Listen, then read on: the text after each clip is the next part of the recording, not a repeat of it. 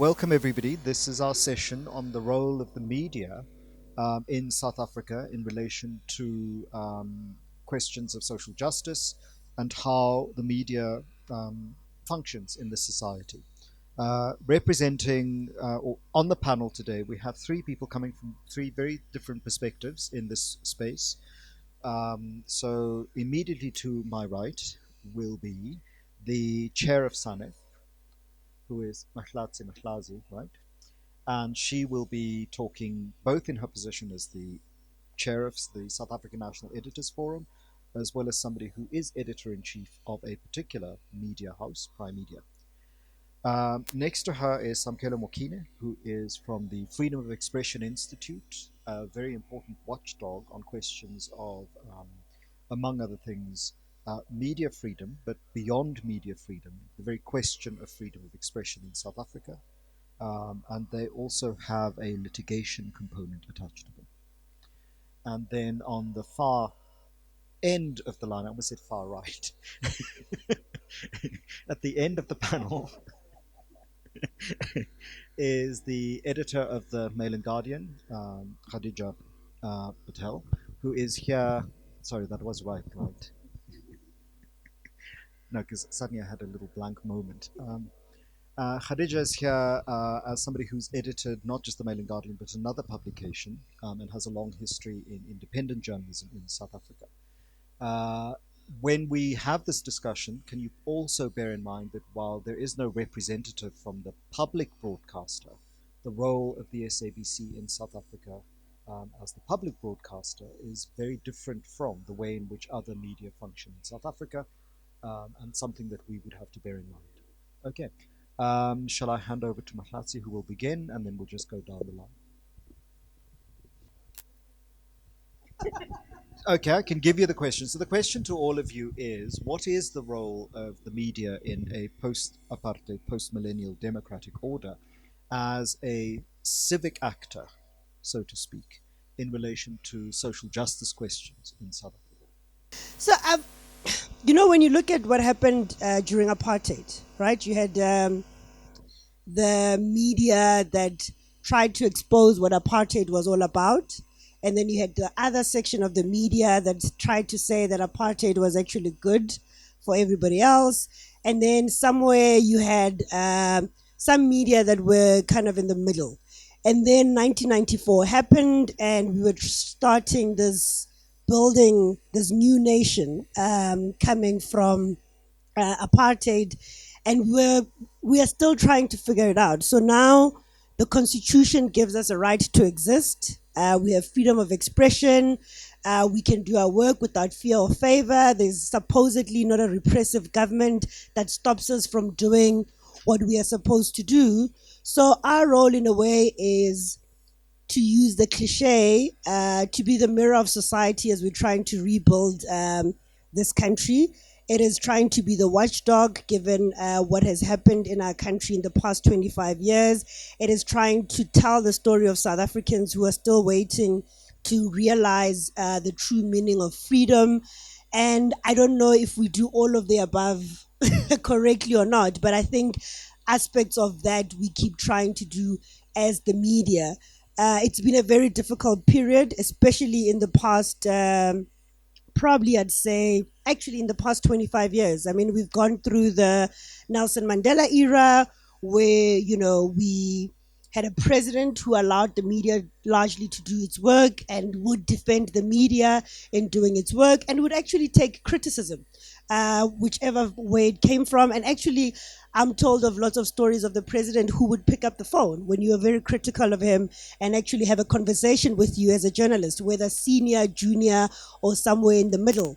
And then we went through the Thabo Mbeki era, who was very critical of the media, not necessarily stopping it in doing its work, but very confrontational in how the media covered his government. And then in the last Jacob Zuma era, I think there were serious threats to the media being able to do its work in terms of the laws that were being proposed, the kind of conversations that were happening, and even a breakdown in the basic things that used to happen, for example, between the South African National Editors Forum and cabinet ministers. And that has been quite a difficult journey. Right now, we are still feeling the new president in terms of what that relationship would be and how that would have an impact on the work that we are trying to do. But I think, in essence, it's a work in progress for South African media in living up to the expectations of the South African public.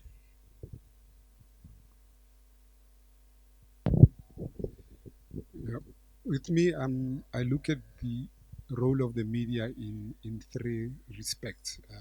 The first one is, as Mahlatse had outlined, the issue of being a watchdog, being able to feed proper information and true information to the public, shaping public opinion and what have you.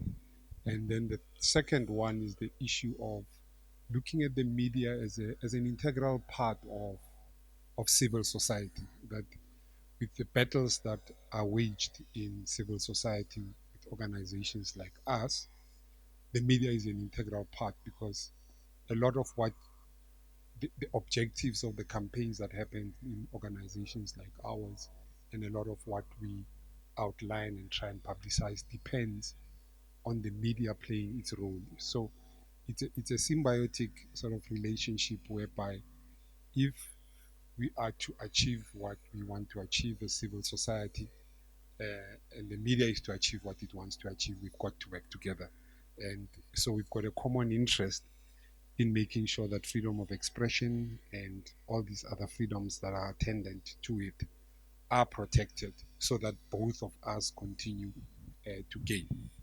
And then the third perspective is one that's much more, I'd say, hardcore, whereby people look at um, the media as human rights defenders, which is more like human rights language, and where the battles of the human rights defenders go, that's where the media is going to go. So a little bit of what I had said before around both sides gaining, but the issue of human rights defenders is much more hardcore and much more um, in the face of trying to protect and uphold human rights and the issue of media freedom. Thanks. Um, so the good part about coming last is that I just get to fill in the blanks of what they said. Um, I think importantly, what we have to remember is that the media is not homogenous, not in South Africa and certainly not anywhere else in the world. Um, the media in South Africa plays various roles. Some part of it is just pure entertainment, but other parts of it are very, very important to democracy, and that is that public watchdog role, the function also of holding the powerful to account. Those are roles and responsibilities that news media in South Africa since 1994 have accepted, and have taken on and have exercised by and large very, very well. And this, this component of what we do must continue. But at the same time, a lot of how we conceive of ourselves as news media is also under threat. Mahlatse, pointed out how, under various administrations, attitudes towards news media in South Africa changed, and in many ways, those attitudes are mirrored in society. So, as it currently stands, journalists, whether it's in Mahlatse's newsroom or my newsroom or SABC journalists, are facing a very, very difficult task. On the one hand, we have to tell the urgent, important story of the world in order to, first of all, hold the powerful to account, but also to help South Africans understand the world better and understand what is happening in the world. But at the same time, we are navigating this moment in which we, first of all, don't have any guarantee that either our organizations will continue to exist in 2 to 5 years, or our jobs will continue to exist in that time. And I don't mean just our individual jobs as Mahlatse's job or my job. I think we'd both like to still have jobs, but um, in general, there is a, you know, there is a systemic pressure on news media, and that comes to bear, that all that pressure comes to bear often on an individual journalist, because we have many, many, many stories to tell as South Africa. The truth is that this is not a boring country. This is why it's so wonderful to be a journalist in South Africa. It's never boring. We are a nation also that loves stories. We love talking, and we love telling each other, why we are who we are. So in that way, the work of a journalist in South Africa is never done, and it's urgent. It's more urgent than ever, I would say. But the pressures that are being put on newsrooms, first of all, through politicians in various guises, not just ANC politicians, but across the board, who think that it is well within their right to, harass journalists, frankly. And then on top of that, we have the fact that all of you don't want to pay for your news anymore. You expect us to tell you everything that's happening in the world. You expect us to tell you truthfully, honestly, and somehow, who must pay for it?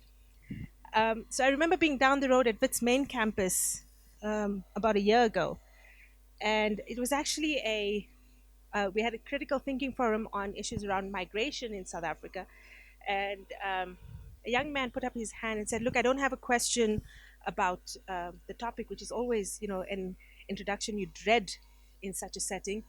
And he said, "But I just want to say, why is your newspaper so expensive?" Um, and the thing is that I feel, some level of shame at at how expensive the newspaper I produce is. But when I broke down for this gentleman that there are individual people in my newsroom like you who have children and rent to pay, and food to eat, and he was suddenly shocked, as if it never occurred to him that the Mail and Guardian actually consists of people like him. And the truth is that we are just people like you.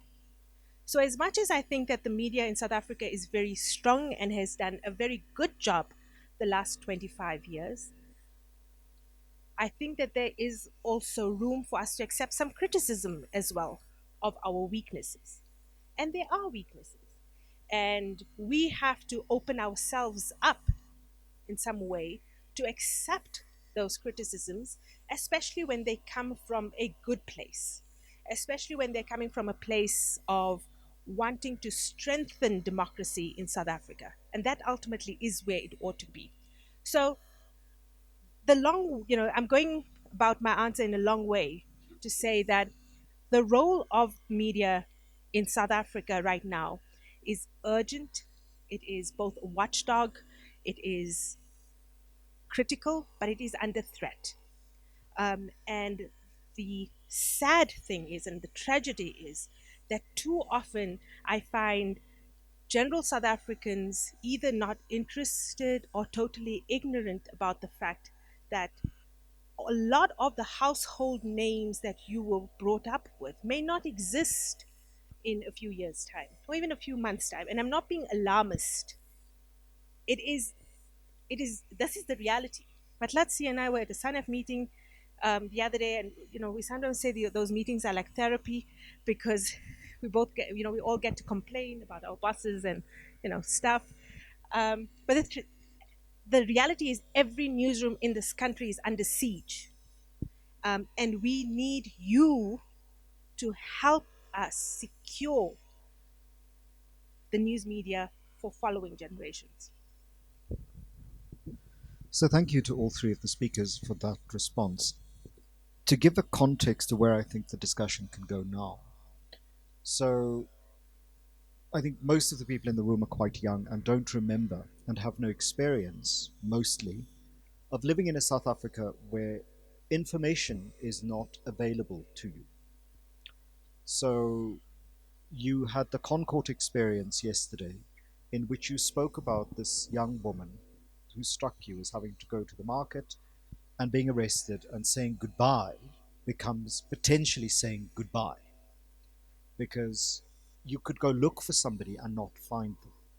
And no newspaper would be able to report that such a person had gone missing or report on where they were.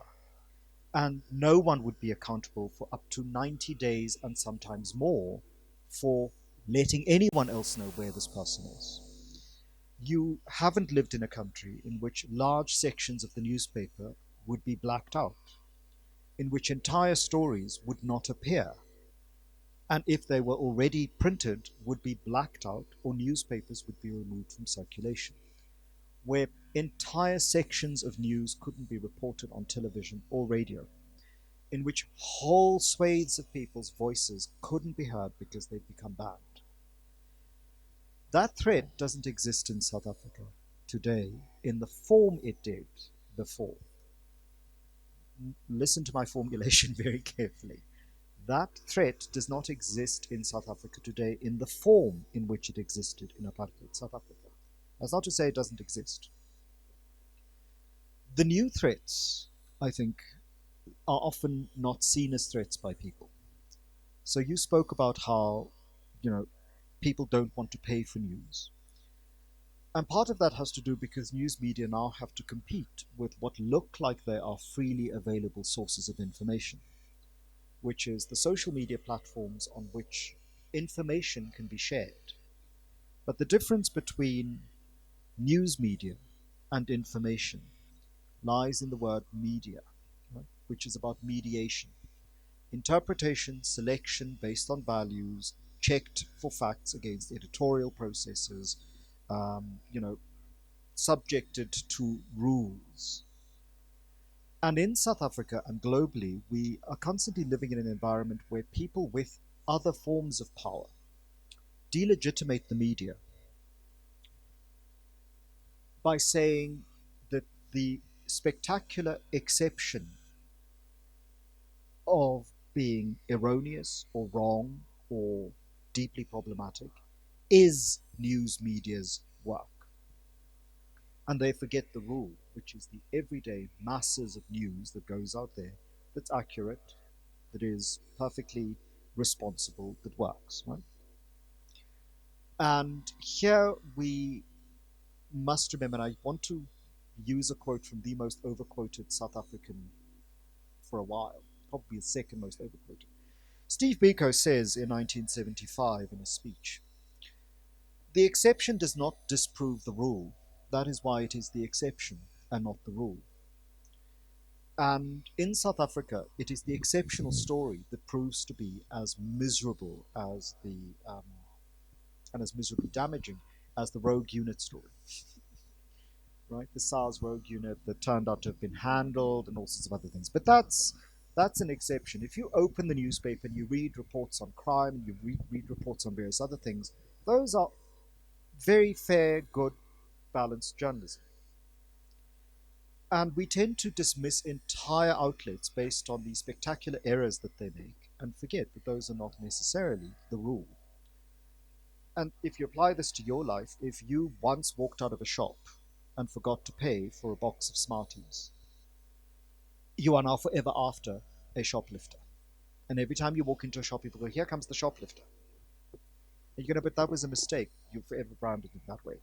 How do we in South Africa, as editors, as people with questions of freedom of expression on our minds and, in our interests, how do we encourage people who are interested in leadership, in questions of social justice, to not participate in what could so easily become a bandwagon of cancel culture, in which the very pillars of freedom, the very pillars of democratic governance and oversight can so easily be compromised because we get on board an agenda, or worse, our behavior quite innocuously is to go, I'm not going to buy the Sunday Times. I'm not going to tune in to the SABC.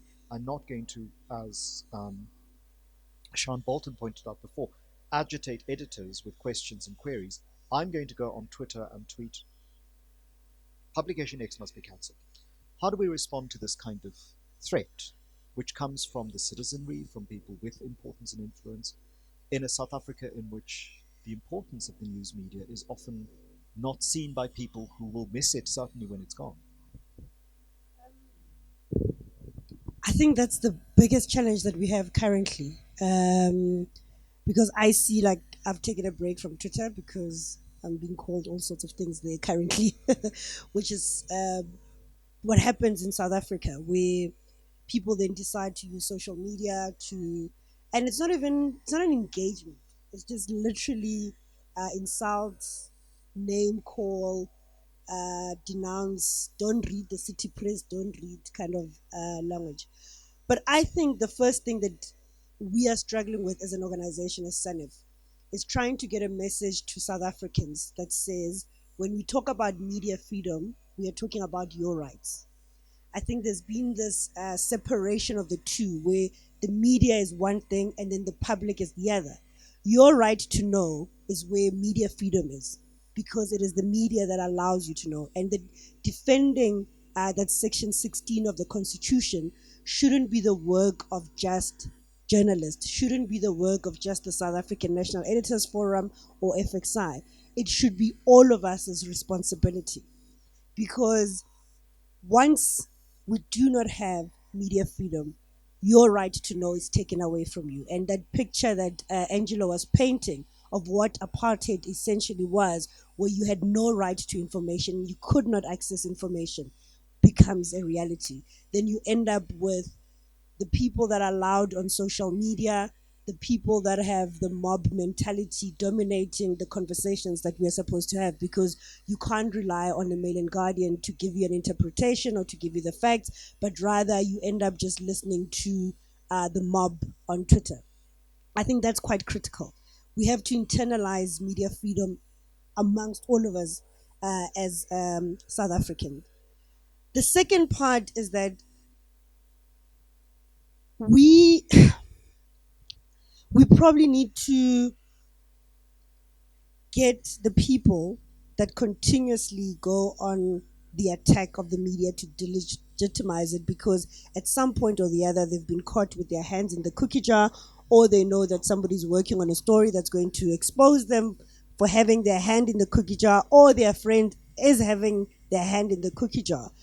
Is to actually get people to say, if you are so unhappy about the content of that story, there is a process that is out there and that has worked. And I use this, I know a lot of people have listened to this narrative that wants to say that the press ombud doesn't work, but it does work. The fact that you had the Sunday Times apologize on posters across this country to Ronnie Casserols speaks about the transformation of the press council itself and what has changed from those small little apologies to having to apologize on the posters and then having to apologize on the front pages of newspapers. That is damaging for any media house. I mean, I can tell you now, between myself and Khadija, when we have to do that, literally our stomachs are in knots, because that is saying that we A did little not part do of you journalism. dies. Yeah. We did not do journalism, and let's strengthen it. I'm not saying it's a perfect model. It is always one that can be remodeled, and we see what happens in the world and we improve it. But we must value that process of actually saying, instead of just screaming and saying the media is wrong, go to an arbiter and somebody who can then look at the facts as presented and say, against the press code, have you done right? Against what the Broadcasting Complaints Commission expects of us, have you done right or wrong? I think those are the two things that I can think about immediately. But the most critical one is for South Africans to realize that media freedom is their rights.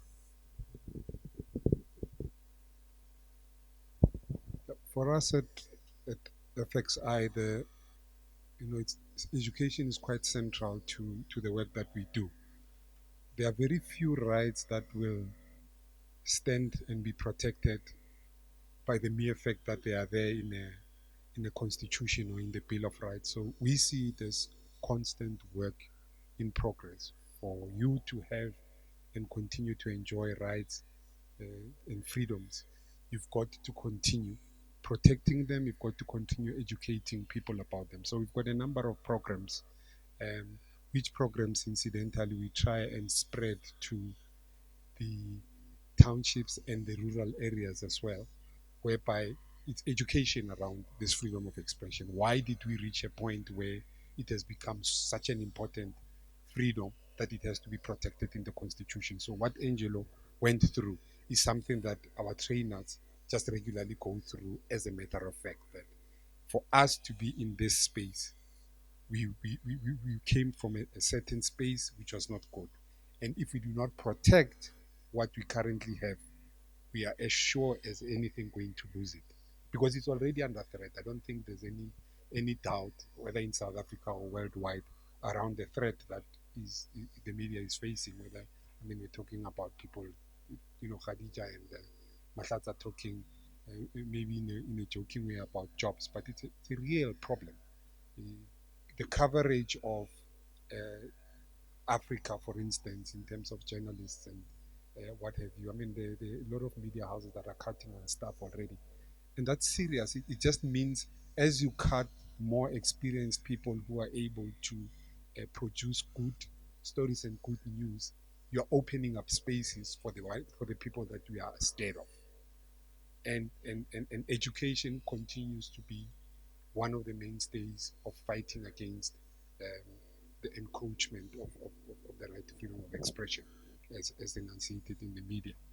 And then there's the issue of in our organization, we have the litigation side to um, our work, whereby there are a number of attorneys, there are a number of advocates that work for reduced rates or pro bono for free in order to take matters that have implications for freedom of expression to court. So anything from uh, the smallest community newspaper to some of the bigger issues.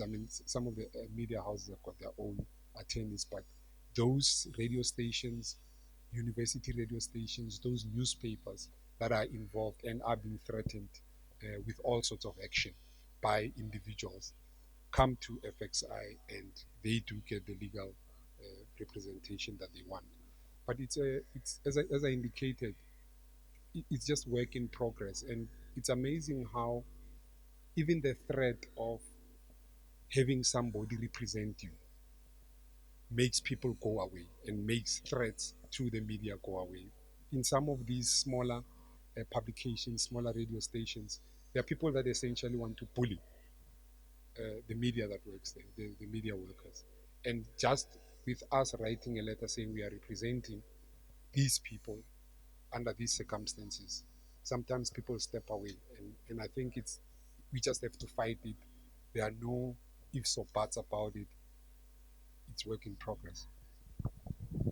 So before I start, I want to find out how many of you knew about the Press Council or the Broadcasting Complaints Commission before Mahlatse mentioned it. Great. Have any of you ever lodged a complaint? Do you know how to lodge a complaint? No? Great. No, great. No, no, that's great. No, that's great. That's great. I just um,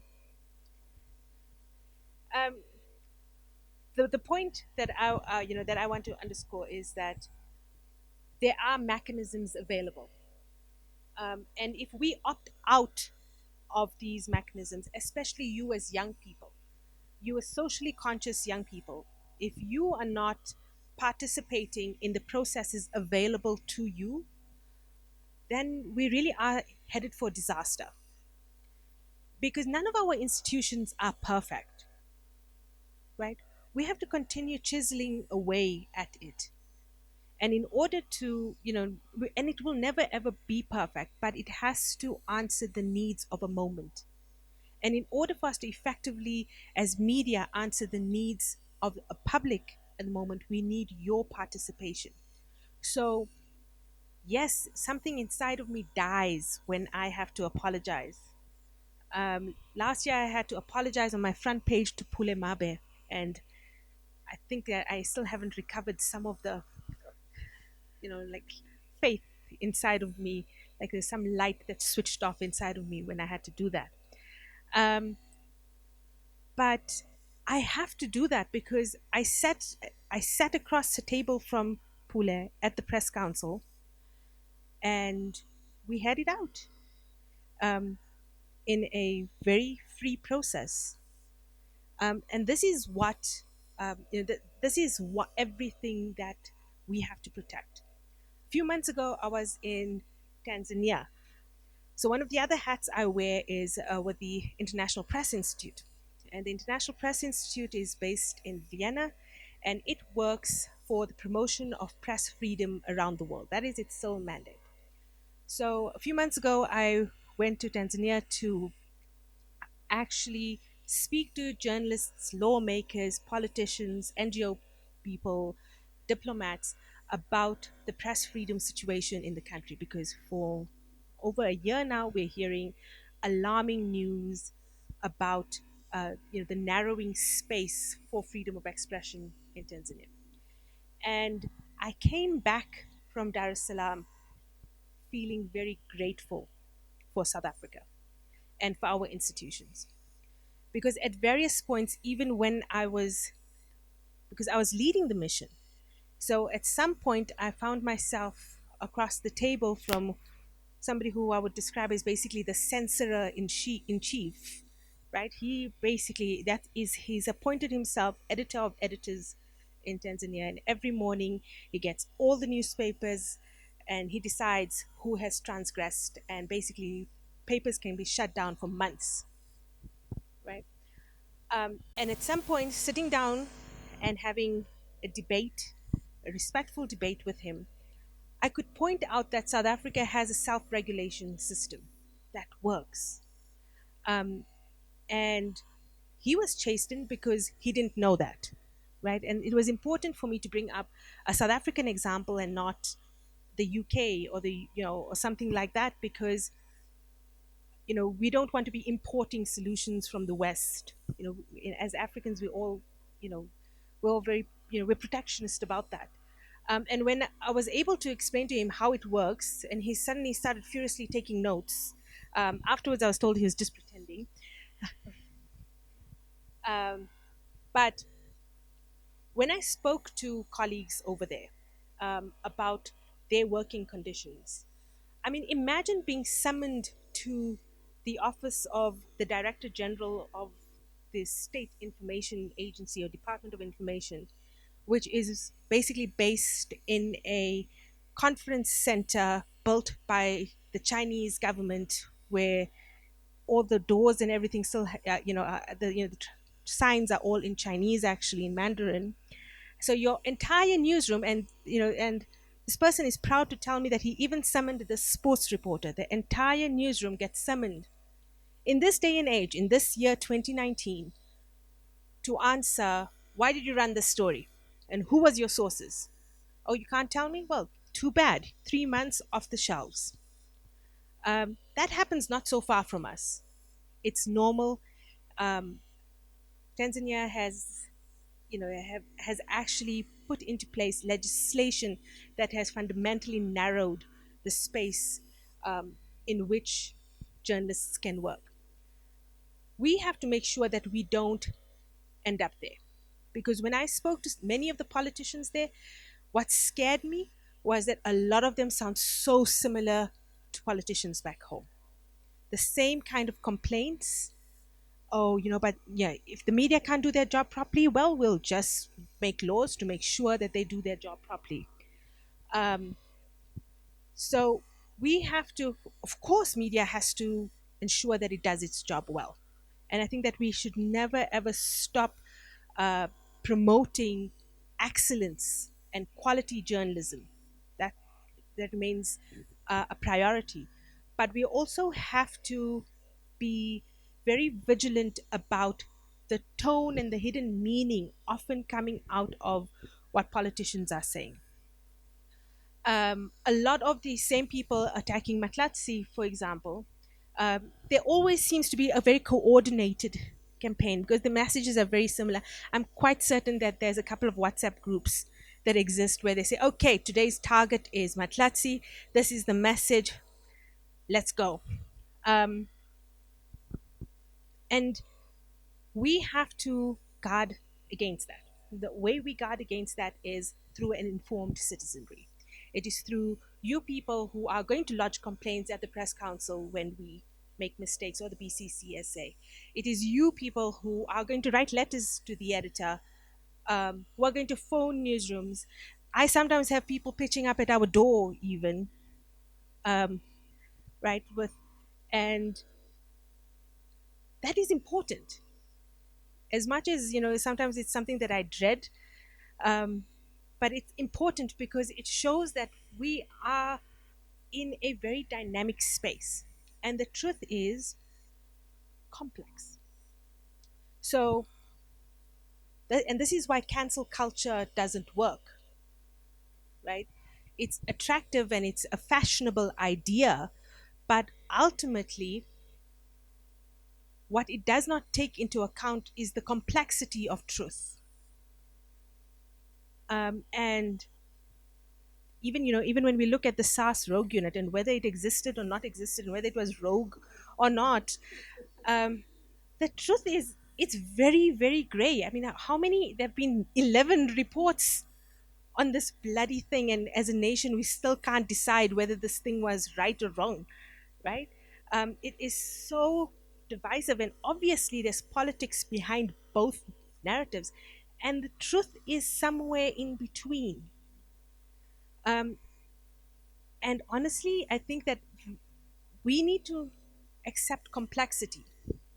We need to accept that, even the politicians who we like to think of as evil are not wholly evil, right? And the politicians who we like to think of as good and virtuous and noble actually aren't entirely good, because we are human beings, and as human beings we are fraught with contradictions. And that's where the truth lies. It lies in the very, very messiness of, yes, we say one thing, but we do another. That's basically the human condition. And this is why that even as journalists, what we have to caution ourselves against constantly is buying into this binary narrative of good versus evil. Um, there may be some elements of good versus some elements of evil, but the truth is that it really is just much more complex.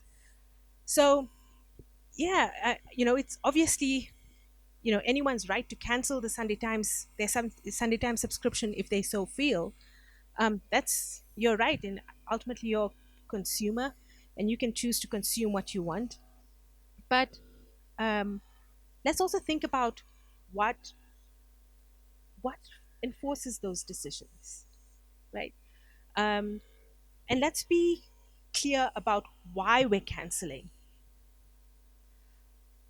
And does our act of canceling because they did this story, got this story wrong, how then are we empowering the truth in another way? Are we just shutting down? And that's what we have to guard against, because it is very, very easy to be sucked into a vortex where you only hear what you want to hear. Um, and every now and again, the job of the news media is to give you a rude awakening and expose you to ideas that you hate. Um, because that's the world. We are multifaceted individuals all sharing a space. So, yeah, so it's anybody's right to cancel. But the problem is, uh, how do we accept complexity, the complexity of truth, the complexity of the truth of the Sunday Times or any other, or any other publication. I mean, my publication in 2016, 2015, before I got there, ran a story about Musi Maimani receiving leadership lessons from F.W. de Klerk, right? It was the single most quoted story in South Africa for a week. And my publication had to retract that entire story, right? To this day, the DA still hates us. You'll understand. But the truth is that journalists make mistakes. Sometimes they are honest mistakes, they're just mistakes. Sometimes, yes, journalists are highly flawed individuals who are sucked into a political camp. And sometimes we are not strong enough as editors to, to correctly weed that out. But what I hope, that we can get to, and this is why, I'm seriously taking on this conversation for this, at this time, is I really need South Africans to understand that we are people just like you. The media is not something outside of you, it is you. And so we need you to work with us. So before we go to questions from the floor, the question of accountability of the media is something that you've all raised. And you raised the issue of echo chambers of people, because I think, and this is for both the FXI and for the editors, we increasingly live in a world where people only consume ideas that echo or already confirm what they have, a certain kind of confirmation bias. And the Palestinian intellectual Edward Said, who was a professor at Columbia University, used to say that the people that he valued most were often conservative voices that he absolutely had nothing in common with ideologically, but that he learned from immensely, precisely because of the differences of their views. And it's very difficult often in South Africa to get people, particularly people with ideas about future leadership, to realize that you can't just read the stuff you agree with. You have to expose yourself to other people's arguments. And in South Africa, we often caricature other people's arguments and reduce it to something that it is not in order to advance our own arguments. And entire disciplines in the academy are often dedicated towards training people to do exactly this. But that's my little subtweet for the day on a university campus. But when it comes to media accountability, there are questions that one has to have. I mean, you began to speak of this when you talked about journalists being sucked into centers of power, but the proximity often between media outlets of the news kind and power.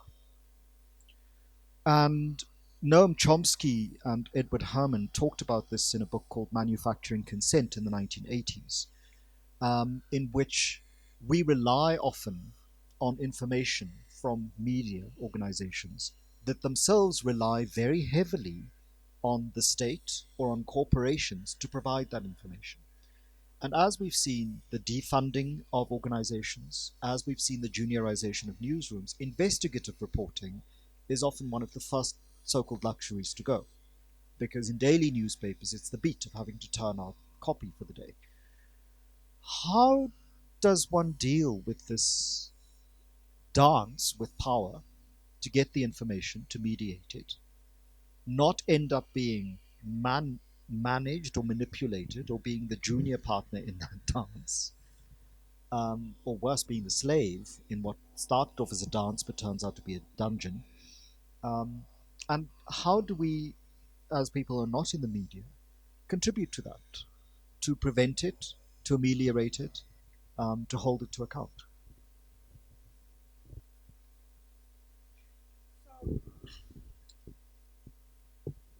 One of the most important things I think in a newsroom is that whole issue of diversity within, right? Because, I can't just hire all my friends because that's the first danger, right? So that echo chamber, I think there are newsrooms where, we all just become friends with each other and nobody questions. And I always say that,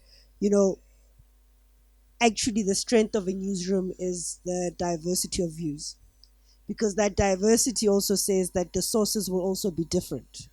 The reality of it is that in my years as a political reporter, there are people that I'm exceptionally closer to who are sources of information and have contributed to the stories that I've written over the years and have made my editors shine. And those people I probably trust because of the relationship that we have created over the years. But if we are in a political team and there's somebody else who's got other sources, that's how somewhere in between we are able to find the truth.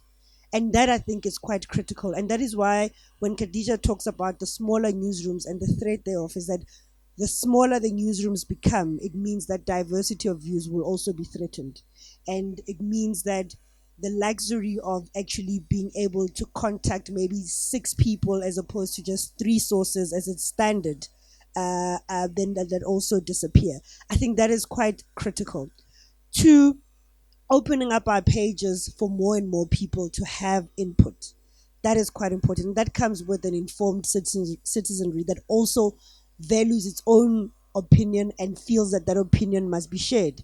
Because it is when we open up those opinion pages that we start hearing different voices and we get to read about different voices. And we as a newsroom are also thinking, oh, we actually did not think about that. And I think our academics play a very critical role there as well. And I don't think that they contribute as much as they should. And maybe it's the whole chasing a deadline every day and life becoming busier and busier. But I think that we need to start using the platforms that are created out there to actually ensure that there is a diversity of views and actually open up those pages so that people can also contribute to them. The last one is around, and this is somebody shared this with me, is around glorifying certain journalists, so to speak, within my own newsroom, right? Where people create very small circles and nobody else has influence over that circle. And some people's scripts or in newspaper form, stories are not subbed. Literally, they can just arrive at 3 o'clock on a Thursday and you know that you're supposed to be going to print at 5 o'clock. And that story still does not go through the editorial processes because it's Mahlhatse, you know? I mean, I'm the most senior of the reporters in there. And what could I get wrong? So when we compromise on our own editorial processes, that is when we find that the closeness to power ends up dictating what the stories are and how the stories are written.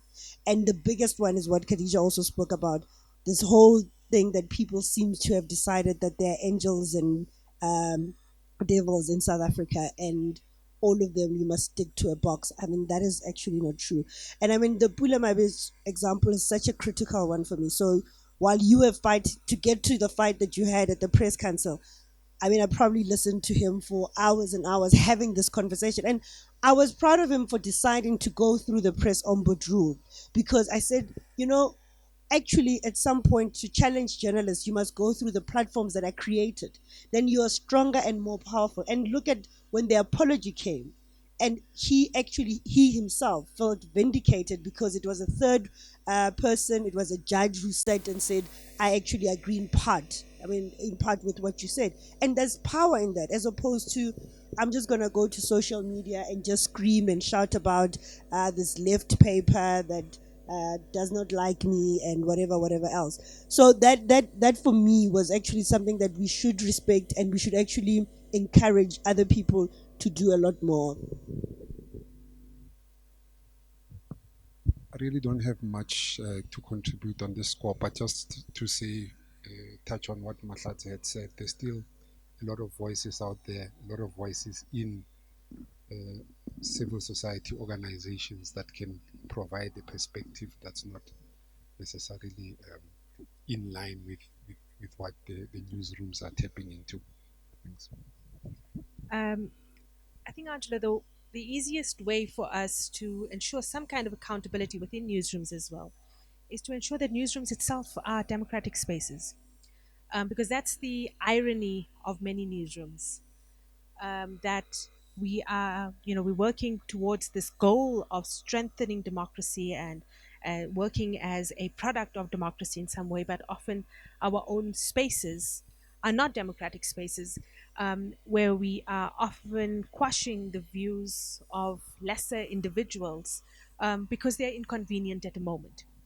And this is what we as newsroom leaders have to open ourselves and become vulnerable to that, and allow that dissent to be expressed and also not feel insecure about the fact that everybody in my newsroom does not agree.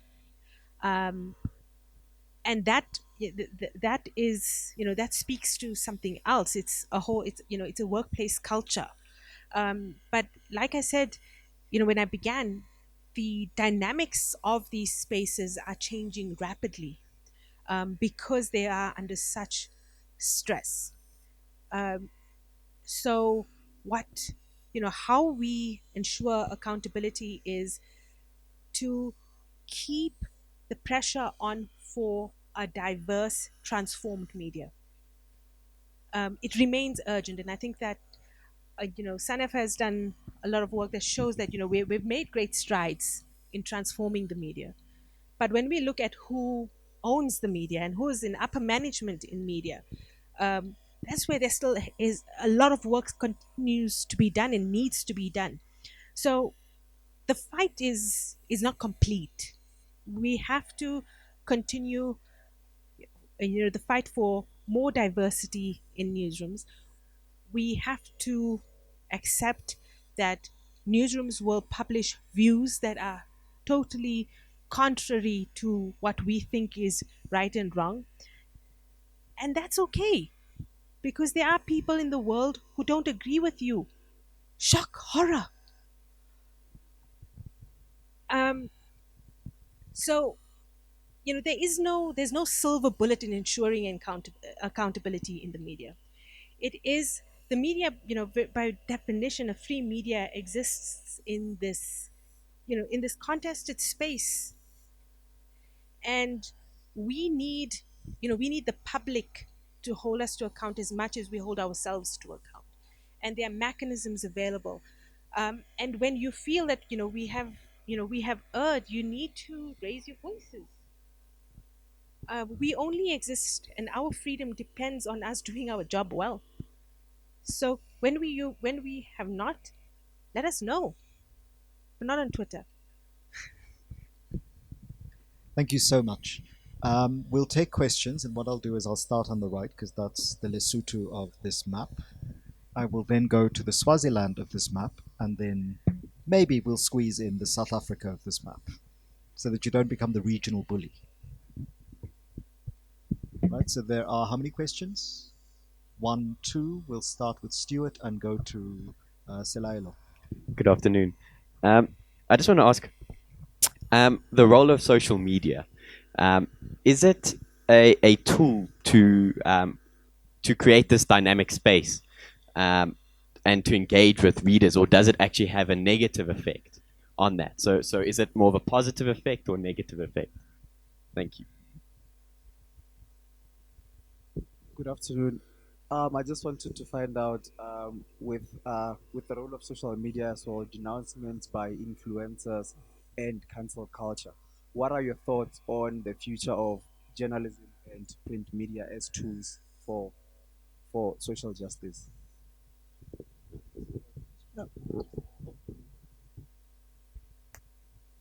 Yeah, so I was just wondering if you might be able to comment on the influence that the delegitimation of media in other parts of the world, say for example in the United States, we have Donald Trump screaming fake news. What impact does that have on media over here, and does it empower people with similar views? Just to start on social media, I think it can be a tool, and it has also proven to be destructive. And it ties in with your last question around even Donald Trump just declaring the whole media the enemy, in the sense that we must not forget where we have been in South Africa. We had the Bell Pottinger campaign that was well financed, it was well resourced, and it basically, we're still using even some of the language that it introduced in our society. The whole idea around white monopoly capital media and the narrative that it's trying to push. And some of the conversations that we're having in denouncing the media are remnants of that Bell Pottinger campaign. And it just shows you how powerful it actually is. And in particular, it used Twitter to actually push that campaign. And then it dehumanized journalists. I mean, especially women journalists were sexualized. I mean, there's still pictures that still haunt me to this day, of women journalists, with their faces put on dogs and people and things sucking. It's just been ugly, and that is the destructive part of it. And those things were retweeted, and we talk about this. It's a whole. This morning, who are we targeting? Let's go for it. And they did that.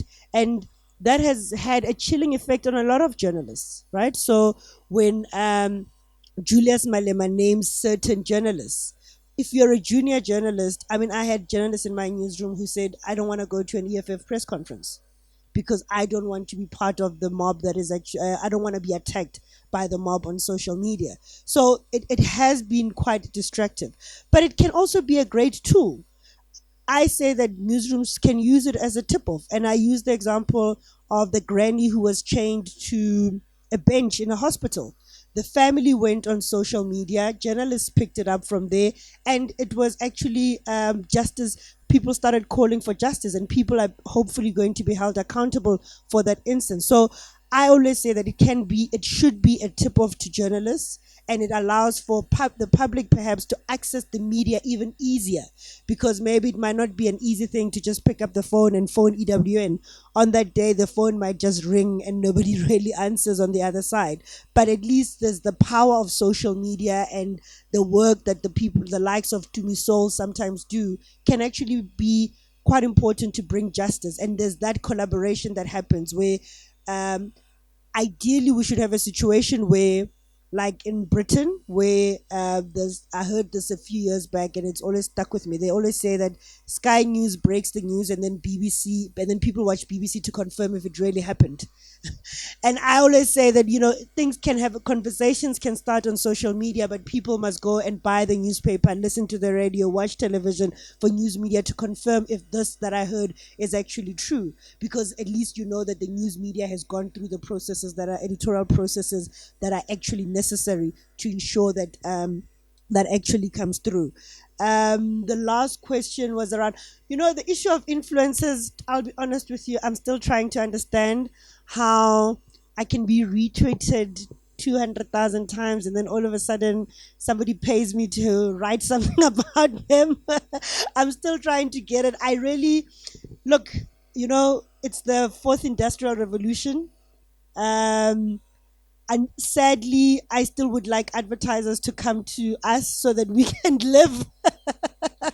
But obviously, there's a new phenomenon that is happening out there where people are taking over that role, and they're reaching out to young people there, and it's more powerful and all of that.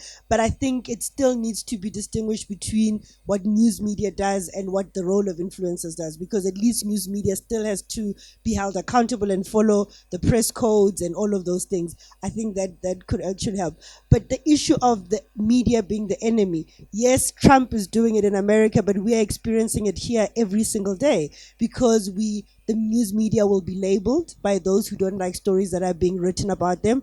Nobody engages the issues that are raised, but actually what you do is you go on the attack and bring your mob to also be a part of it, and then all you do is just basically denounce the media, and that has a serious chilling effect. And the future of it means that junior journalists will then be afraid of doing investigative journalism.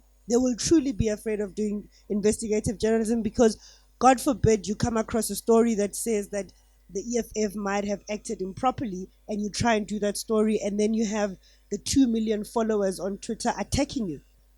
It's a very difficult space, and as Khadija was saying, journalists are also human.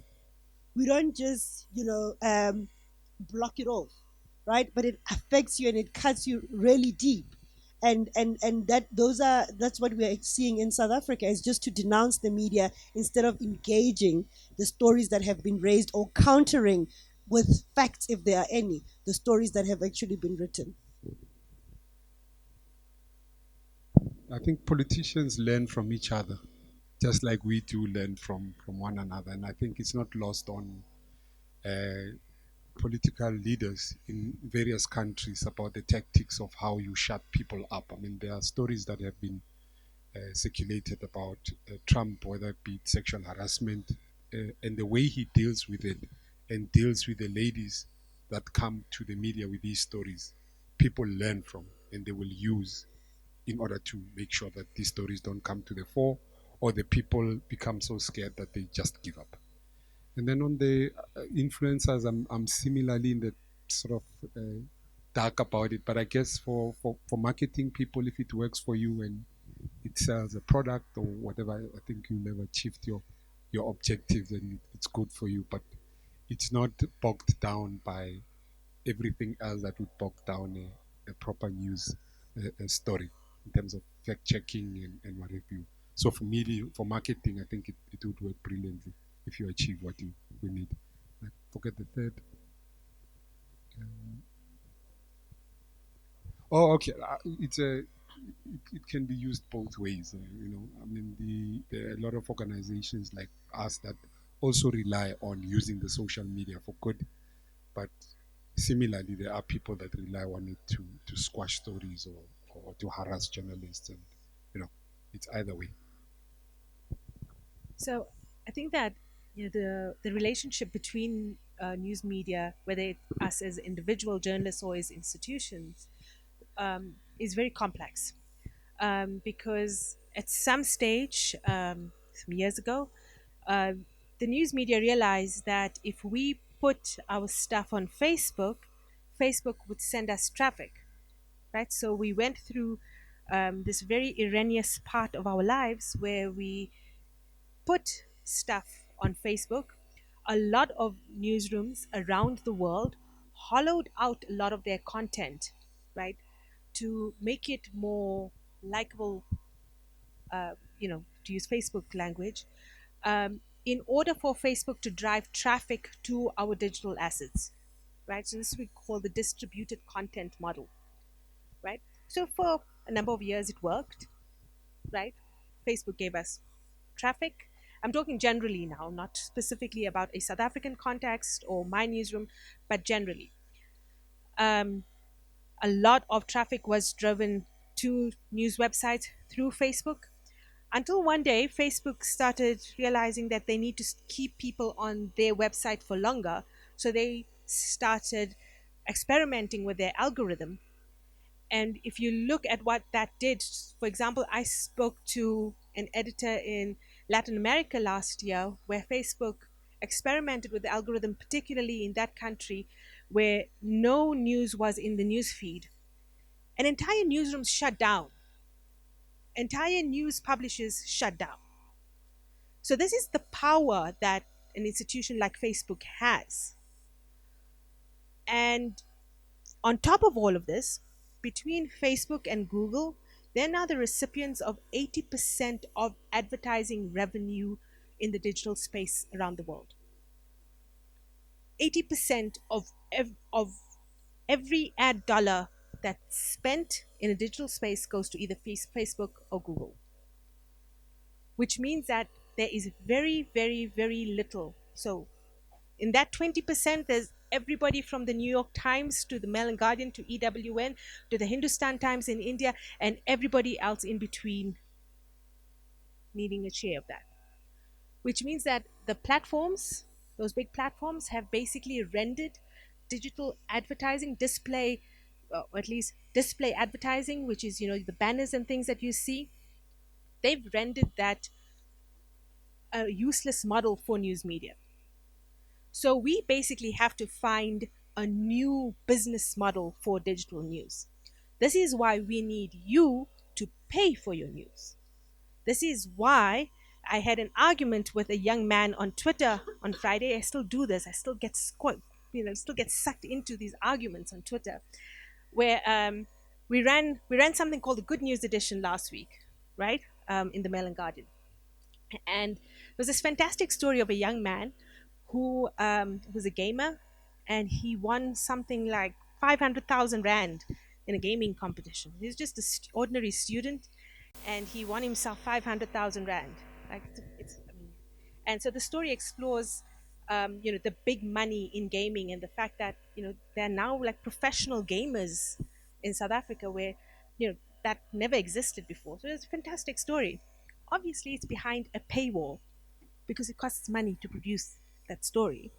And this young man proceeds to tell me that it's absolutely stupid to have a paywall? Why do you put it there if you expect me to pay for it? Um, Actually, that's why I need you to pay for it, because in order for me to continue telling that story, I need someone to pay for it. And the fact is that advertising is not paying for that. So the entire business model of news media has been upended, right? And we can sit here and scream and shout and talk about how terrible Facebook and Google are, because they also don't pay their taxes. They're just evil companies. They are. Uh, but that's really not going to get us anywhere, because they're not going to listen to us no matter how loudly we scream, right? I think that we should still lobby government to somehow regulate them, right? And I think that that work has to continue on the side, but we have to reimagine ourselves. So this is why our relationship with with social media is it's complicated. So there's that element. So a lot of news publishers around the world are now you know basically re-looking their decision to put their content on on on big platforms, or are very selective about what they put there. But we still you know the great promise of social media platforms was its democratic potential. And I still believe that there is some small window of opportunity for us to continue building communities of our readers and or listeners or viewers or whatever they are, using those platforms. They are often very toxic spaces. They are often, and I think we've explained to you how difficult it is as individual journalists to navigate those spaces. My social media editor keeps saying that she deserves PTSD pay, right? And when I look at our Twitter mentions, sometimes I'm inclined to agree, right? So it is it is a very toxic space to navigate in itself. But there is, there are though very many people who are able to use these tools to further conversation, to ask questions. And that's what we want to do, right? All of us become journalists because we want to tell the story of the world for the world. We want to reach people beyond ourselves, right? And a tool like Twitter or whatever it is, Snapchat, whatever. What are you guys on TikTok these days? I don't know. I'm getting old. I don't know these things anymore. Um, you know, it has that potential, but we are in this messy phase of the use of these platforms, where a lot of it feels too toxic for to be there. So it's a very complicated relationship, right? So on the one hand, the individuals on there, and that harassment that happens, but also the relationship between institutions and the advertising revenue and the business models. So it's a very fraught and highly complex relationship. um Gosh, now I've forgotten the other questions. um how would we figure in a world where influencers are telling the news and things? I think there'll always be a space for journalism. I don't think that influencers can ultimately do the work of journalists. They do something else. um, and I don't begrudge their presence. I think that is fantastic, and more power to them, right? But um, you still need someone to whose life is dedicated to digging for the truth, right? And if we raise an educated population in South Africa who understand the value of that truth, journalism will always exist, right? It might not exist in the form of the Mail and Guardian or EWN as it does today, but in some form it will continue to exist. When it comes to how print media survives, so one IFRA, which is the World Association of Newspapers, News Publishers, they released research 2 years ago when they had their annual congress in Durban. which startled me because they said that the last newspaper in South Africa will be printed in the year 2030. That's not so far away, right? I got a bit of a fright because I still want to be a journalist in 2030. I'm not that old. Um, so, why that was startling was because I realized the urgency with which we need to find a new way to continue to exist. I don't believe that newspapers will die in South Africa. Unfortunately, I think they may become an elite product because only certain people will still want to interact with a tactile product. But I take some solace from the fact that more people are buying paper books today than they were 5 years ago. So maybe and there is some value in it, in having a tactile physical product in your hand, which I think that even young people may learn to like. Um, but the fact is that things are changing, and the way you lot, and I'm pretty sure, if I ask how many of you read a newspaper, well done, I'll give you a subscription to the M&G. um, right, the way that you are consuming news is vastly different. I've got a little sister who's 18, and I asked her, where does she get her news? I asked her the other day, like, do you even know what's happening? She's a medical student, so I'm constantly afraid for her and what she actually knows about the world. And I asked her where she gets her news, and she said through Snapchat, which made me very, very scared because every time I check Snapchat, the only news that's there is about the Kardashians. Um, so the truth is that you consume news very differently, and your news values are different, right? Um, do I want my little sister to care about what Cyril Ramaphosa is doing? Of course I do, right? But the truth is that right now, all she cares about is what the Kardashians and I don't know, whichever husband is doing whatever. Um, so the thing is that we are also varied individuals, and I think that we will evolve.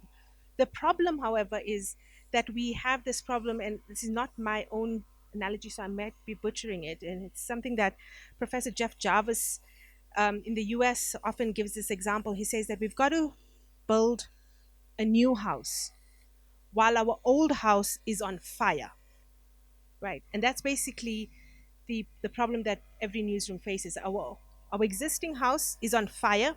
We're trying to put out this fire while trying to build a new house, and we're not exactly sure how, what the plan is exactly. We're going blind, building this blind. So that's so it's exciting. I mean, the reason that I still do it is that it excites me, because I know that everything we're doing right now contributes to understanding a future of journalism in South Africa, and that's what excites me. Is it frightening every day, right? I cannot tell you how difficult it is to have to cancel contracts, right? And the thing is that we have to do that increasingly often. But that's a reality of my financial situation, right? And it's my financial situation as much as it is any other newsrooms. So yeah, it's evolving rapidly, and hopefully we'll build a new house in time. Thank you. We have left Namibia with its two ports, the exits behind. We are now going to Botswana, the landlocked who can't get out. There are three questions. We changed their name. Lesotho doesn't have two exits. If they had no exit, they would be Lesotho. There are three questions in the back row. So Mobile, Anda, and there was another question. I can't see that far. Okay, Rose. And then we'll come back to you once they've answered. Good afternoon. So my question is around, so basically in media we see what someone else wants us to see more often than not. Okay, so we see what someone else wants us to see. So matters such as the whole racial narrative situation that we see ever so often on Twitter. How are newsrooms working around that matter? Because a good example, which is quite old, but when the girl who had received millions from Nesfis, her face was all over. It something similar happened at UJ, and we just saw the UJ logo. So how are newsrooms working around that to make sure that everyone is represented fairly?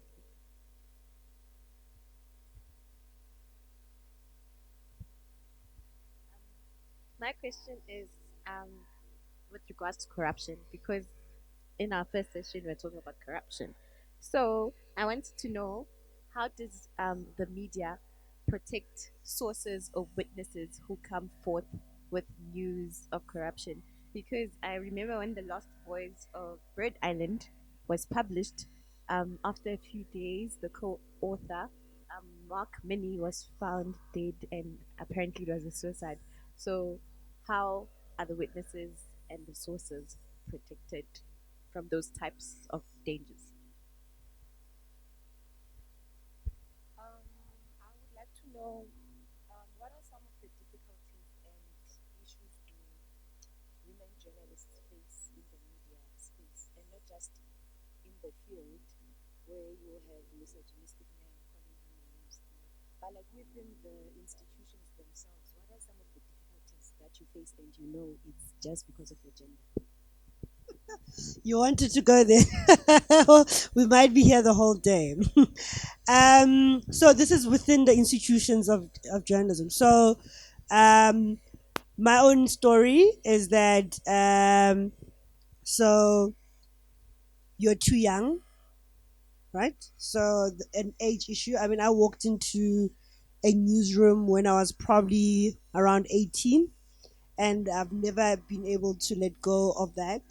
So I remember one of my first management positions, when I was appointed deputy political editor at the SABC, and I had gone through, I thought, interviews, and obviously I assumed I'm the most successful candidate.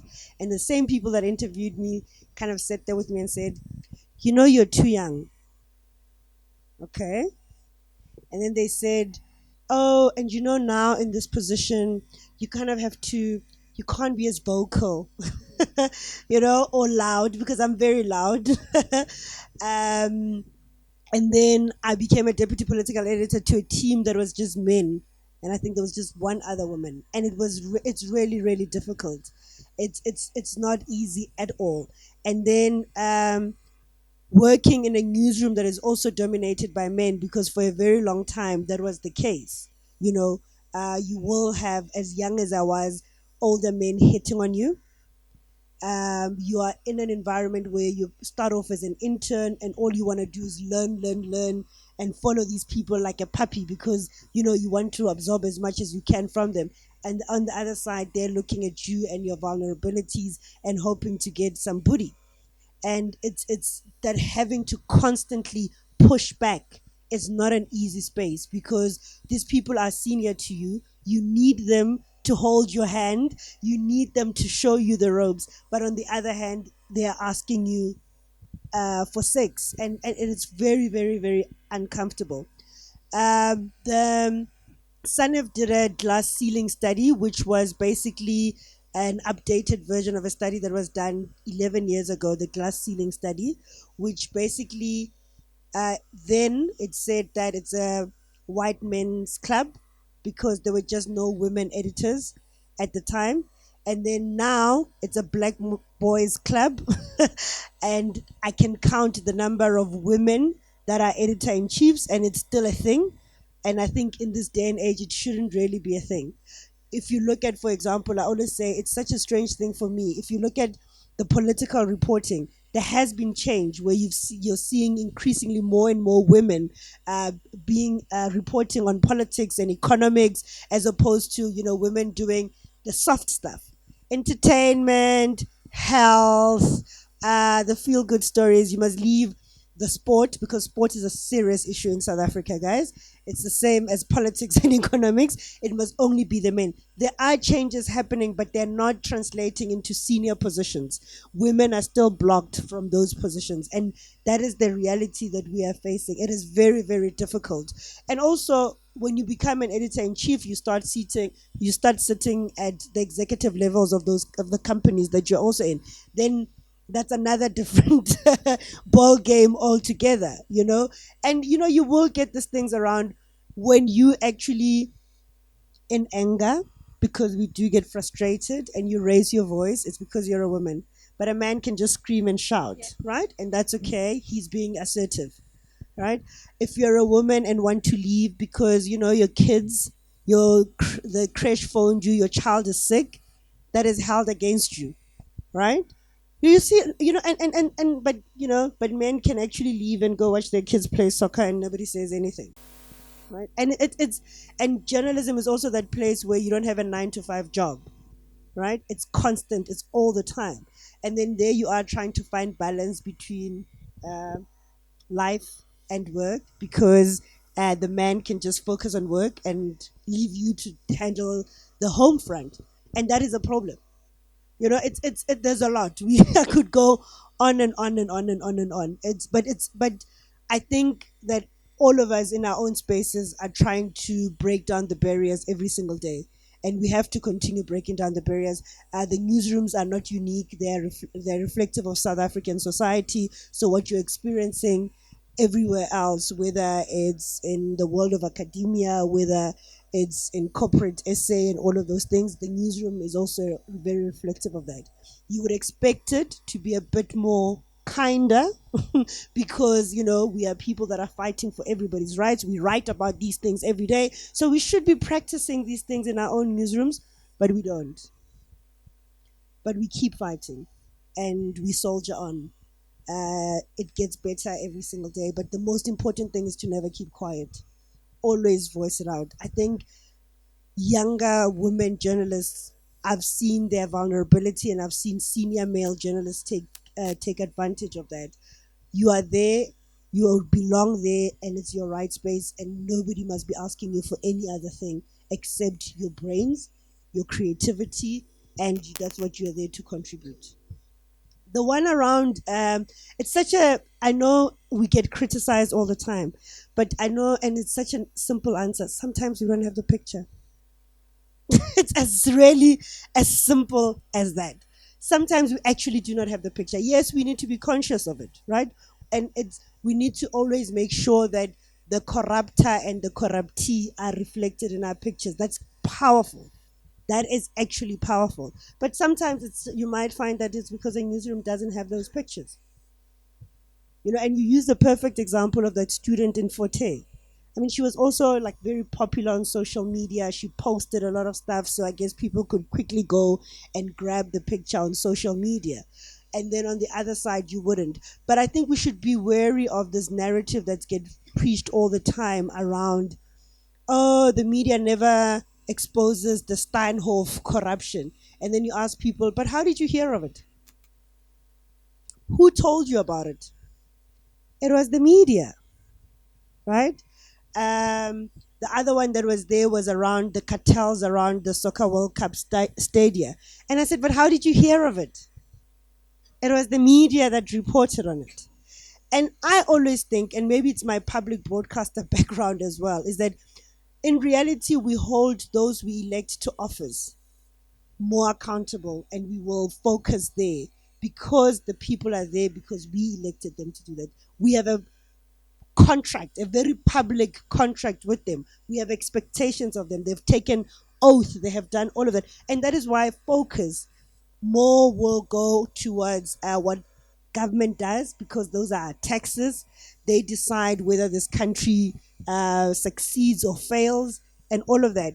Yes, we still need to focus on private sector corruption, but I think by our very nature, what our government officials do with our own money will be what we focus more on than the other. My comment is only around the protection of sources. From our law clinic there are certain judgments that sometimes come to the fore in the courts that seems to open up space for pressure to be put on journalists to reveal sources. And we look for opportunities in terms of other cases to make sure that those arguments against or for the protection of sources when it comes to journalists are protected. And one of the issues that we are working on is the repealing of criminal defamation, which is something that worldwide is supposed to be gotten rid of, but in South Africa we still maintain it, and that places a lot of pressure on journalists because people can serve sentences and can have criminal records because of what is called criminal defamation. So that's work in progress as well. So I'll start with the easiest question, which is the protection of sources. And I mean, it's a principle of our newsroom, and I think most newsrooms in South Africa, that protecting our sources is sacrosanct. That a journalist and an editor will know who the sources are, and you can wail in front of our doors, but we will not tell you who that is. I'm currently facing a huge defamation claim by Zaki Ahmed, the human rights activist who we wrote a story last year about the fact that there are several allegations of sexual harassment against Daron Isaacs, and it's further alleged that Zaki had covered up some of these allegations. We published the story. Zaki opted out of the press council process and then lodged, a defamation suit against us. And one of the what's clear is that through this process, they're trying to flush out who our sources are. And in some cases, they appear to know who our sources are because, with a case with sexual harassment, there are two people in the room, right? So you either know, surely you would think that you'd know. But the thing that we will always stand firm on, right? Even though in one instance, these, the court papers name the one person, and we refuse to go there.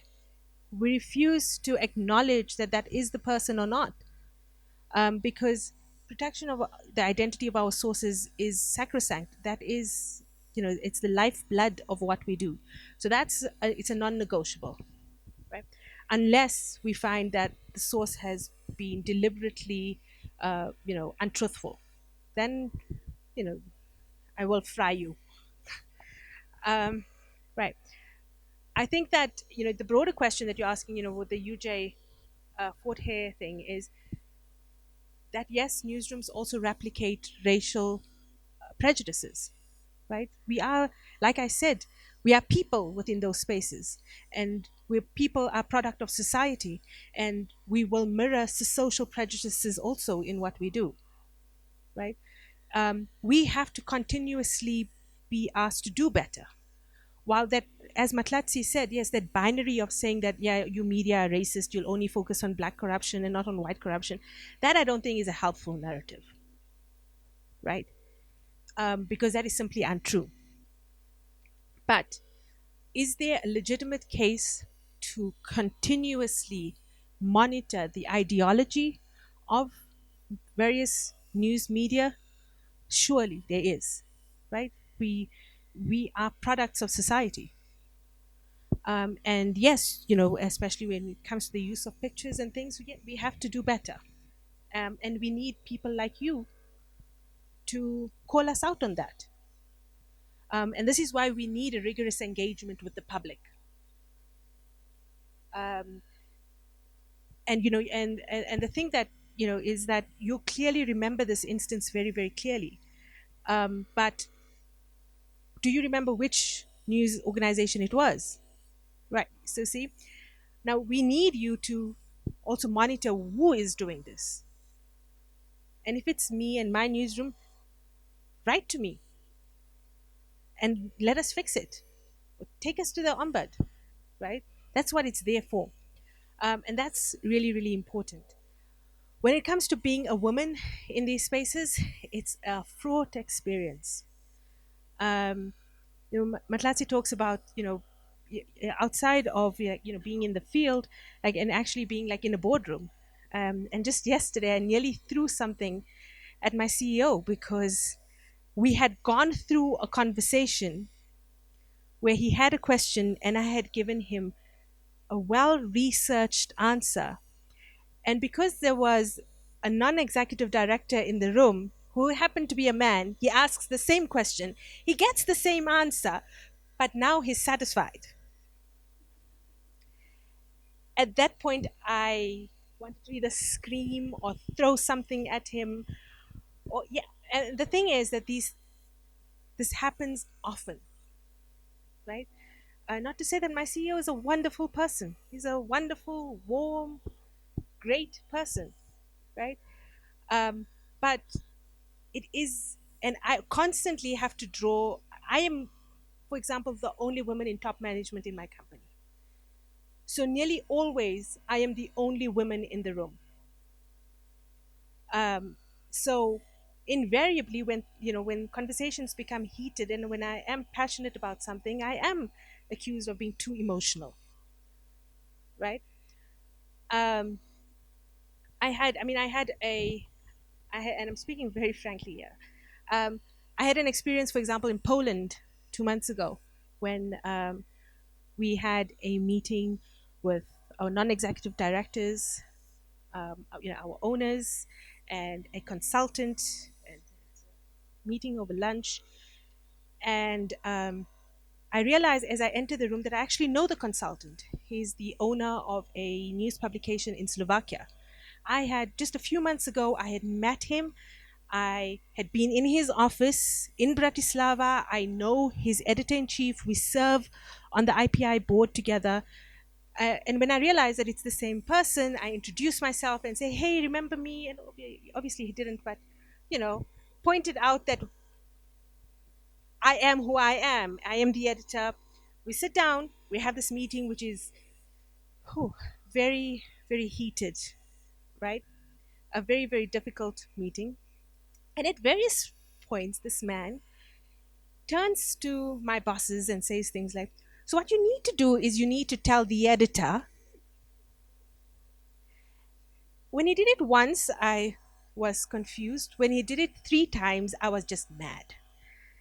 Um, and at the end of that meeting, I was, I was ready to resign. Right? I felt so dehumanized in that situation. It's hard enough having, difficult conversations about revenues and the future, right? Those conversations are really, really difficult because also, I represent the newsroom, which comes with a whole different ideology, and then the money people have a different ideology. So, ideologically, we're coming from different ends, and then I'm also the only woman in the room. So I'm the problem because you're also the woman.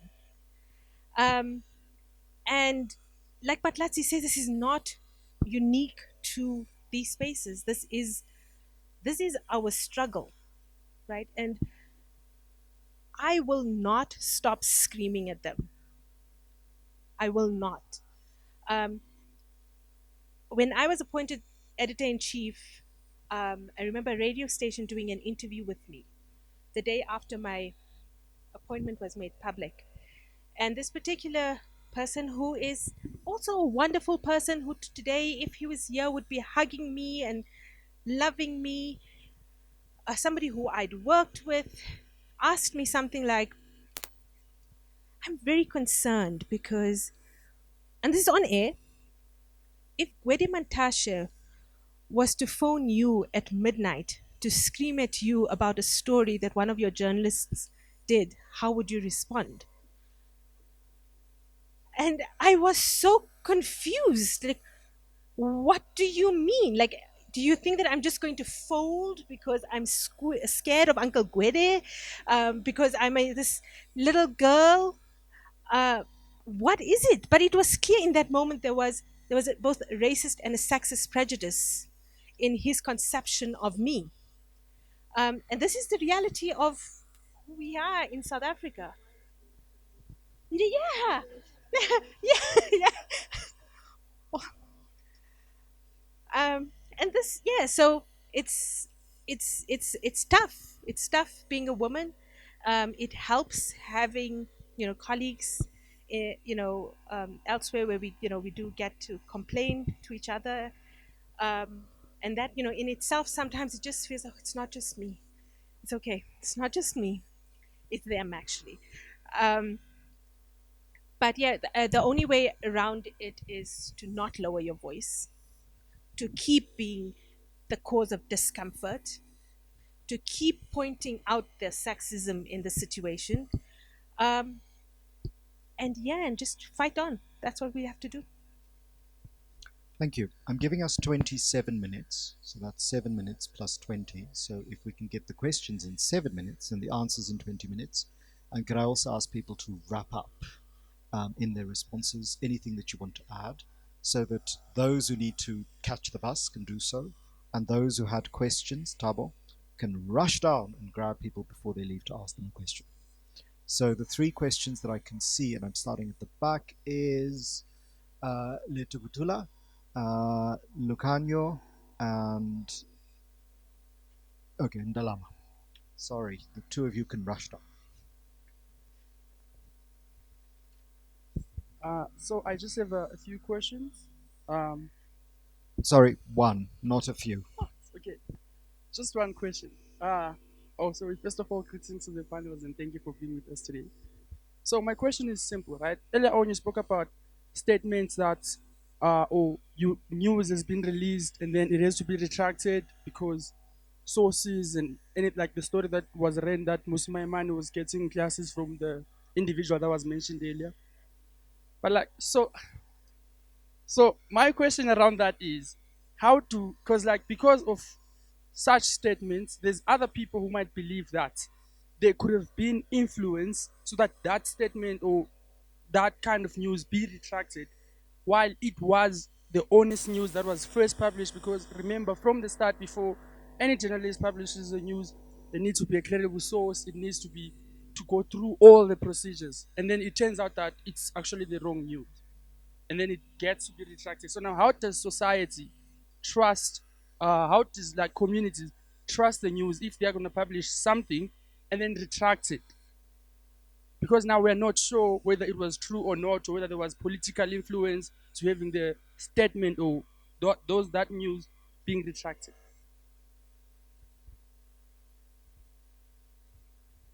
All right. I had to cut my question a little bit because initially it was pretty long. Um, so yeah, my question is simple, I guess, in its form as it is now. So what I want to know is how can constitutionally conferred rights, such as, for example, freedom of expression, be fully exercised substantively enough when there is a great restriction from the state controlled media at times and a form of censorship of information, which usually has a tendency of preventing independent media organizations or at grassroots levels, even CSOs, from doing their job effectively enough.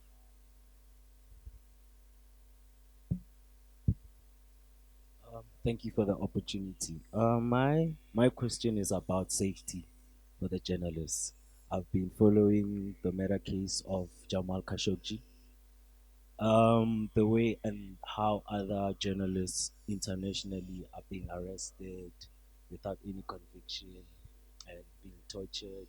I want to know from you guys as South African journalists, how safe are you um, locally and internationally? Because that case has escalated as far as sanctions and all that. So working with the critical information that you have, how safe are your lives? Because there are other people who would like to embark on this media journey. So, how do you get around doing your job and at the same time feel safe within your own space? Thank you. Okay, I'll answer the one around safety, and then you guys can take the other two. Uh, sadly enough, we are seeing an increase in the number of attacks against journalists, and the saddest part, I think, and it's part of that conversation I was having around communities in South Africa realizing that journalists are working for them, because we've had instances where communities have literally just stood and watched as journalists were, first, there's a criminal element, robbed, because the equipment we carry is quite expensive. And because we live in a country where crime is quite high, but we actually, we've never had instances where people stole journalist equipment. I think in the past year, we've seen quite a number of attacks. And the sad thing for me is that communities have just stood by and watched. The other reason why we're seeing an increase in the number of attacks against journalists is that because we film, like, and I'll give an example. So you'll have a protest. There are honest, like, communities are honestly protesting, wanting attention and wanting government to act and all of that. Then there are criminal elements. You know, the people that start looting the bottle store and looting mostly the bottle store. So those people, because they don't want to be seen on television, what they then do is turn on the reporters, and then you see them deleting the visuals, and some of them have actually been beaten up. Sadly, we've also seen instances, I think, with the fees must fall. You know, when negative reports started against those that were leading the campaign, then they turned on the journalists because they now don't like the stories that are being told. Because you know how it is. Today you are the hero, you're doing a great thing, fighting for this, and then some journalist finds out that there's something wrong that you're also doing, and then when that gets reported, because you don't like it, then you turn on the journalists. That is what we are seeing in this country, right? And then we've talked about the social media attacks. The other sad part for us is that police have not acted. We have submitted, so part of the conversations we've been having with police is that they said to us, journalists must go to police stations and open cases.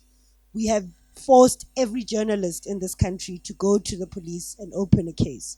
In some instances, there's video footage where somebody's beating up the journalist. But to date, we have not had a prosecution. No one. There's no case that has actually ever been brought to the courts because a journalist was actually attacked. So we have to worry, right? We have to worry because now we are getting no-go areas where journalists, I mean, if my journalists come to me and say, look, in Alexandra, there has been 4 attacks on journalists, I am not going there. What do I say? You either go, you lose your job. I can't. Safety training is so expensive, but we've basically tried to encourage every newsroom to do that because there are a lot of junior journalists who don't even know the basics, I've realized, of which side you're supposed to be during a protest. There are points where you need to be behind the police. No story is worth your life, but a lot of journalists don't know.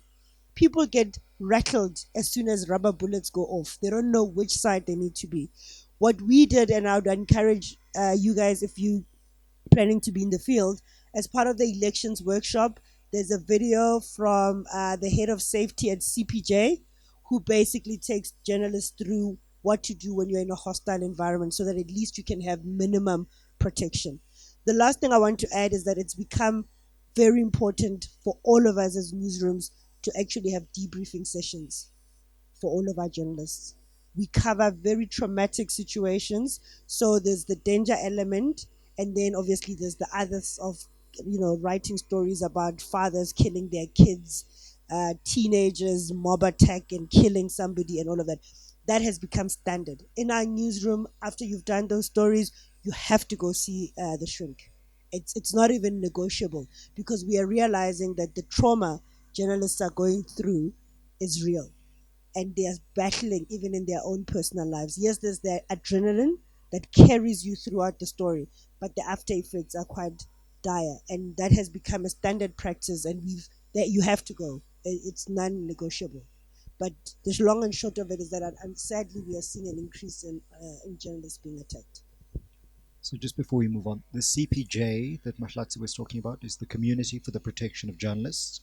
They have a Twitter account and they have a website, and they report, the last report was that just over 100 journalists around the world have already been killed this year. and not one of those journalists that was killed a few years ago was in a European Union country, in Malta. Her car was blown up. Yeah, before I move on to the question of freedom of expression, just wanted to touch on the issue of safety of journalists. That in our organization, we are currently maybe chatting to a funder or possible funder around an early sort of alert system for journalists for the region. So that, there are people that get arrested in the middle of the night, and nobody will know until a family member, if they stay with a family member, or they just disappear. So we're trying to get something going whereby people will know a particular number, particular WhatsApp number that you can just forward your photo and maybe your location or whatever else that you were last at, and somebody will be there 24 hours to receive it and spread it to newsrooms or whatever else throughout the region or the world, so that then people are aware. And then when you start making inquiries to say this person has been grabbed, was grabbed by uniformed police, where is the person? Sometimes that saves a life, and we're hoping that it will come through. So with freedom of expression, I think it goes back to my initial approach about either you are just there to deliver the news and truthful news, or you are a human rights defender, so to speak. That it's something that happens in a lot of parts of the world, that journalists work in these circumstances, and it's for organizations like ours to continue to make sure that they enjoy the space. If we think the space is closing, to do all that we can to make sure that the space doesn't close around them. It can be discouraging, I guess, for people that want to go into the field, but that I think um, it's a worthy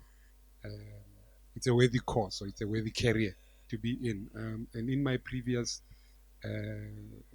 sort of work, I went to Darfur in Sudan, when there was quite a lot of killing, a lot of movement by people. And one of the things that we had to do on our first night is that some journalists said they had information for us. Um, and these journalists came, I mean, you cannot believe in West Darfur the number of sort of military police types and guns, just generally people with guns. And these people came in the dark and related the story. So you're sitting with these researchers, and they're telling you, informing you about a lot of things that are going to be useful for us to follow up when we go to the courts and whatever else. And when they leave, each and every one, when he leaves, I have in the dark to take a photo of the person, because I haven't really seen them. And if they disappear when they leave wherever we are, then we are able to say, here's a photo of the person, there's the name. And you sit and wonder, do people really go to this extent to give us the news that we need to have? And and you tend to look at these people not just as just journalists. It's much more than that, because the person is risking life and limb, but they still are dedicated to their job. So I'd encourage anybody who is thinking about journalism, despite the dangers and the pressures facing the careers, that it's a worthy cause.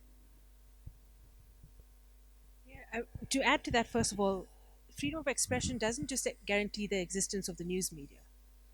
It guarantees your right to say what you want. It's not about us. It's not about just what we do. It's ultimately about what you can say as well.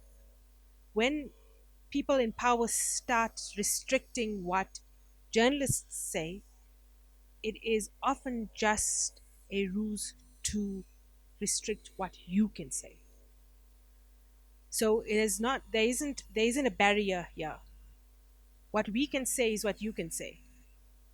And if at some point, there are limitations to what we can report on, there are limitations then about what you can say as well. So it's not, there's no us and them here. This is just us. And I mean, if we want to chat afterwards, we can chat a little bit more, but I'm conscious of the time going. yes, that story was very damaging, right? The Musimamani story. It was very, very damaging, um, much like the SAS Rogue Unit story, right? Um, I mean, the Rogue Unit story has costed people careers. It has decimated the entire revenue service. That is, I mean, that's the lifeblood of our country, right? These stories have impact, and there has to be accountability for that. Somebody has to be responsible for that. And in both cases here, the people responsible for those stories lost their jobs, because they were deemed to not hold up to the ethical standards that were required. Um, but we go back to one of the first questions Angelo asked us: does this mean that then, by virtue of that, everything is tainted? I would hope that as informed citizens, you're able to read beyond that and to understand that one story does not necessarily taint everything else. For example, the same, if we look at the example of the Mail and Guardian, right, where with the Musimaimani story, this is the same publication that, for example, brought to light some of the apartheid regime's worst atrocities in the 1980s. A lot of those atrocities would not have been known.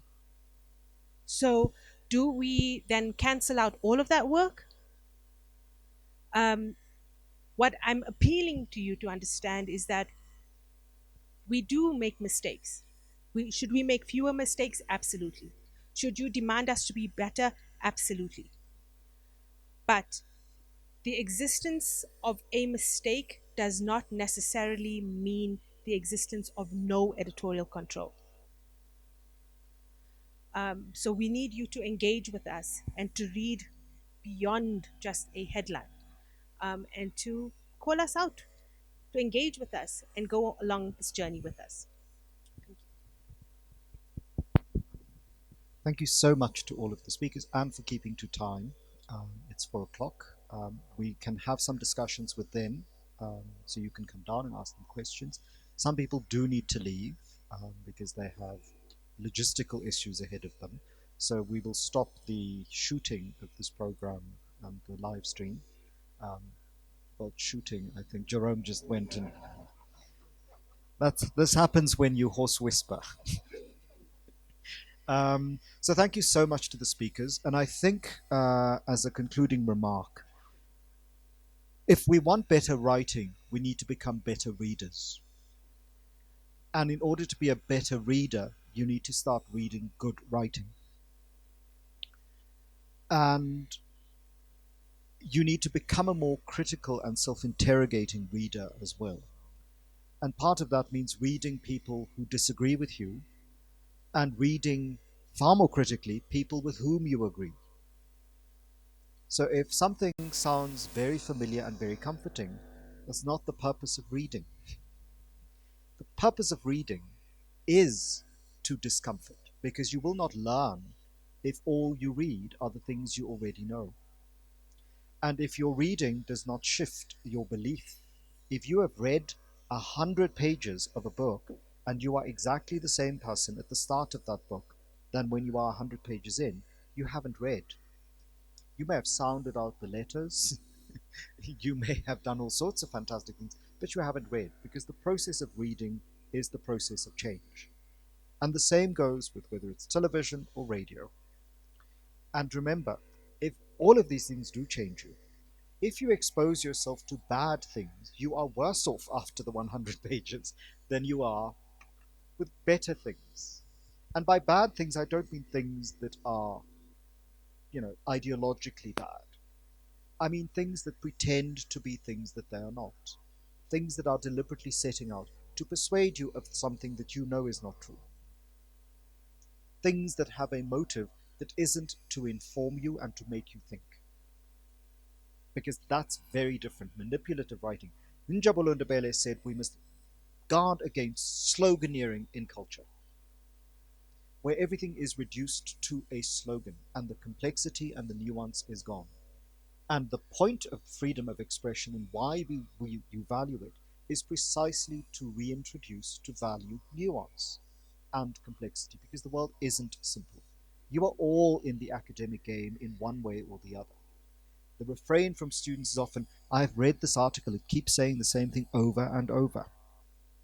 And when you point out to them that it's not saying the same thing over and over, it's actually saying very different things in similar ways, or the same thing in very different ways. And the reason for that is that that is how argument works. And so when we engage newspapers, my question to you would be, don't raise your hand, answer yourself this question. Which news sources are your sources? Why are they your sources? And have you engaged with those sources productively? Thank you so much to the three panelists. Thank you for coming out. Feel free to come down. Ask